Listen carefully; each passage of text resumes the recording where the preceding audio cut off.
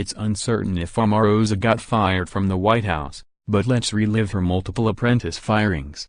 After initial reports stated that Omarosa Manigault was fired from her job at the White House, the former reality TV villain insisted that she voluntarily stepped down from her post as the assistant to President Donald Trump and Director of Communications for the Office of Public Liaison.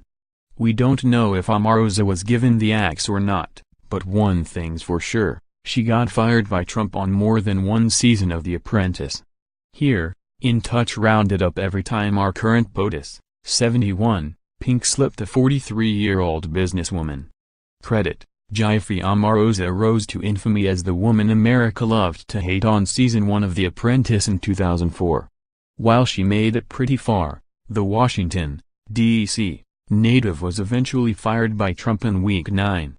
According to the real estate mogul, he let her go because she made too many excuses for her poor performance in an art gallery-themed task, in which contestants had to sell controversial pieces by an array of abstract artists.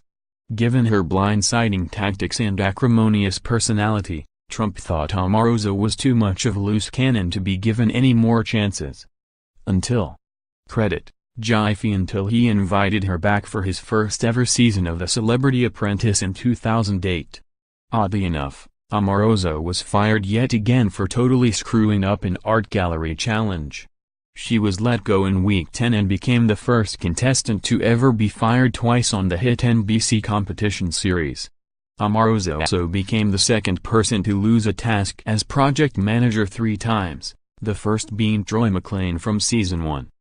However, Troy had at least one victory as a project manager, while Omarosa had 0. Photo credit: Getty Images. Because apparently Omarosa's insane antics were good for ratings, Trump invited Homegirl back for All-Star Celebrity Apprentice in 2013.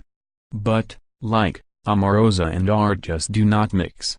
Trump gave her the good "oh, you're fired" after she failed miserably in a challenge where contestants had to create original, three-dimensional pieces of art and sell them to raise money for charity.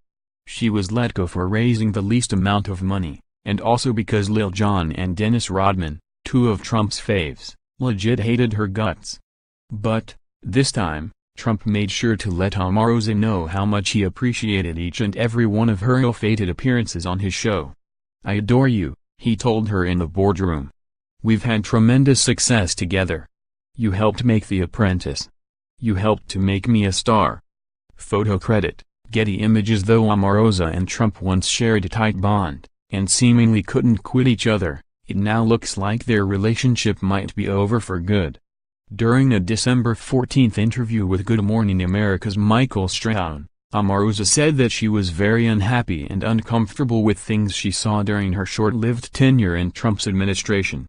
"When I have my story to tell as the only African-American woman in this White House, as a senior staff and assistant to the president, I have seen things that have made me uncomfortable, that have upset me, that have affected me deeply and emotionally, that has affected my community and my people," she said.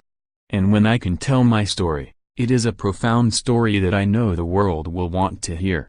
Here's a list of every single Donald Trump sexual assault accuser and their stories. Kathy Griffin claims Andy Cohen was abusive to a former lover, says Trump blacklisted her Northwest for president, our official endorsement.